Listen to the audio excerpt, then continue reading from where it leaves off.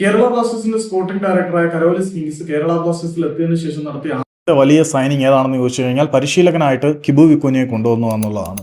East ബംഗാളിന്റെ അന്ന് മോഹൻ ബഗാന്റെ പരിശീലകനായി വളരെ വലിയ വിജയം കിബു വിക്കുനിയെ വണ്ടർ വിക്കുന എന്ന വിളിപ്പോരോടുകൂടിയാണ് ബ്ലാസ്റ്റേഴ്സിലേക്ക് കൊണ്ടുപോകും. പക്ഷേ ബ്ലാസ്റ്റേഴ്സിൽ പ്രതീക്ഷിക്കത്തുള്ള പ്രകടനം ഉണ്ടാക്കുവാൻ കിബു വിക്കുനിക്ക് കഴിയില്ല. അതുകൊണ്ട് അദ്ദേഹം ബ്ലാസ്റ്റേഴ്സിൽ നിന്നും തൊട്ടടുത്ത സീസണിൽ തന്നെ പടിയിറങ്ങി അദ്ദേഹത്തിന്റെ നാട്ടിലേക്ക് പോയതായിരുന്നു. പിന്നീട് കൊൽക്കത്ത ഫുട്ബോൾ ലീഗിൽ വളർന്നു വന്ന ശക്തികളിൽ ഒന്നായിട്ടുള്ള ഡയമണ്ട് ഹാർബർ എഫ് സി തങ്ങളുടെ കൂടാരത്തിലേക്ക് പരിശീലകനായിട്ട് ബ്ലാസ്റ്റേഴ്സിന്റെ പഴയ ആശാനായിട്ടുള്ള കിബു വിക്കുനിയെ കൊണ്ടുവരുന്ന കാഴ്ചകളുണ്ട്. ഇത്തവണ ഐ ലീഗിൽ മാസീവായിട്ടുള്ള, അതായത് ഇന്ത്യൻ IFL വളരെ മാസീവായിട്ടുള്ള കുതിപ്പാണ് ഈ ഒരു ടീം നടത്തിക്കൊണ്ടിരിക്കുന്നത്. നൂറ്റാണ്ടുകളുടെ ചരിത്രവും പാരമ്പര്യവും അവകാശപ്പെടാനുള്ള ഗോവയിൽ നിന്നുള്ള പരമ്പരാഗത ശക്തികളായിട്ടുള്ള ഡംബോ ഗോവയെ ആണ് അവർ ഇന്നലെ പരാജയപ്പെടുത്തിയ സമനില നേടി. ആ ഒരു മത്സരത്തിലെ റിസൾട്ടോട് കൂടിയിട്ട് ഫറ്റോഡയിൽ തങ്ങളുടെ ലീഗ് ആധിപത്യം ഉറപ്പിക്കാൻ ഡയമണ്ട് ഹാർബർ എഫ് സിക്ക് കഴിഞ്ഞിട്ടുണ്ട്.